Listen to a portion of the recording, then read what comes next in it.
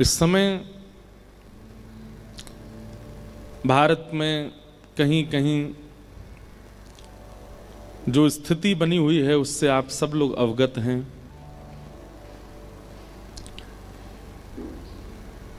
कहीं ना कहीं ये अनुकूल तो सबको नहीं लगता है। युद्ध की स्थिति जब महाभारत समय में भी बनी थी तब भी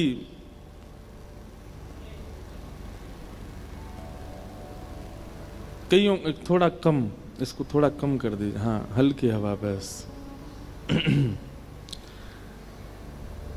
युद्ध की स्थिति जब तब भी बनी थी तब भी ठाकुर जी का भी मन नहीं था कि युद्ध हो, इसलिए शांति प्रस्ताव लेकर के भगवान दुर्योधन के पास गए थे और दुर्योधन को जाकर के ठाकुर जी ने युद्ध होने से क्या क्या होता है ये सब बताया था।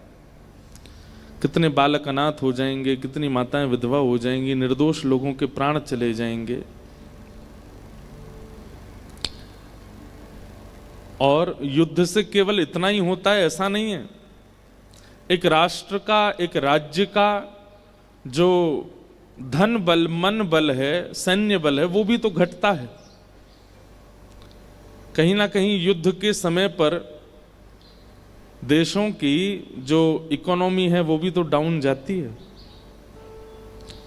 बहुत कुछ होता है। एक प्रकार से आप जब युद्ध की स्थिति आती है तो अपने तत्कालीन समय से लगभग 10-20 वर्ष पीछे चले जाते हो। इसलिए युद्ध चाहता तो कोई भी नहीं है। ठाकुर जी ने भी दुर्योधन को समझाने का प्रयास किया, लेकिन समझाने के बाद भी जब दुर्योधन नहीं माना, सुच्चग्रैव न दास्यामि बिना युद्धेन केशव, मैं सुई के नोक के बराबर जमीन भी नहीं दूंगा बिना युद्ध के। तब ठाकुर जी बोले तो फिर तैयारी करो। कई लोग कहते हैं कि अर्जुन को मोह हुआ था, अर्जुन तो कह रहा था कि हमारे परिवार के, इनको क्यों मारें। ठाकुर जी ने उसको क्यों प्रवोक किया कि नहीं मारो, क्योंकि ठाकुर जी जानते हैं कि ये युद्ध का अधिकारी है। इसको समझा चुके हैं हम, इसको बता चुके हैं, इसको सब रूपरेखा पता है, लेकिन ये अपनी स्थिति से बाज आने वाला नहीं है, इसलिए इसके लिए युद्ध ही उचित है। तब भगवान ने कहा युद्ध च करो, युद्ध करो। ठीक वैसी ही कहीं ना कहीं स्थिति हमारे पड़ोसी देश की है। वो दुर्योधन जैसे हैं, उनको पता है, उनको समझाया भी जा चुका है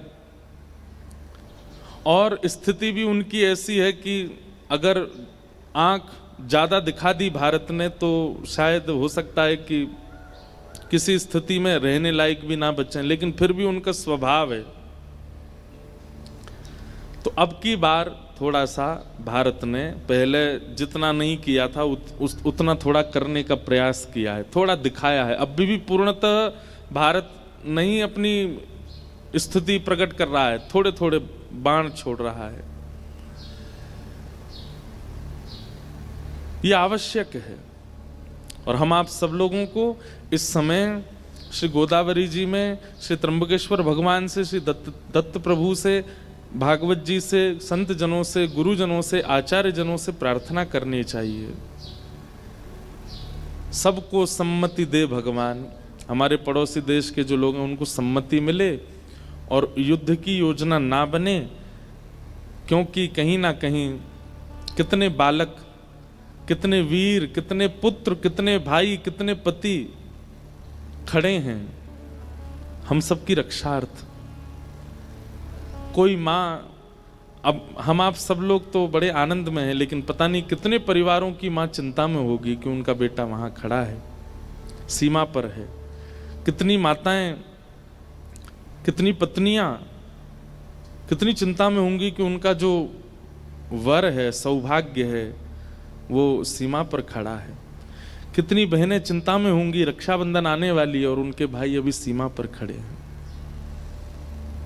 और केवल भाई नहीं हैं, बहनें भी हैं। और अब जो ऑपरेशन चल रहा है इसका तो पूर्ण कर्णधार 2 बहनें ही संभाल रही हैं विशेष रूप से।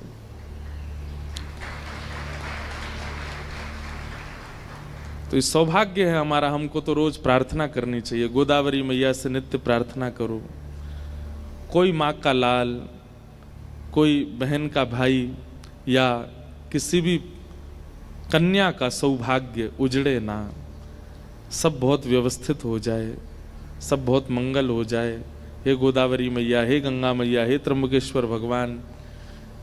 हम तो पिछली कथा में भी कह के आए और इसमें भी यहाँ भी कहेंगे कि जो भी, और बल्कि यहाँ पर तो इतने अनुष्ठान चल रहे हैं गायत्री के, अनुष्ठान करता भी यहाँ कथा में बैठे होंगे।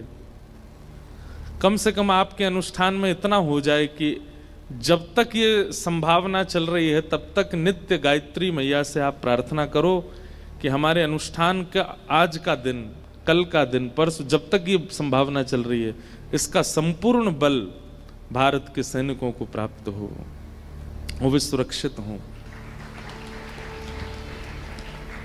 दत्त धाम सामान्य भूमि नहीं है, यहाँ असंख्य गायत्री की उपासनाएं हो चुकी हैं।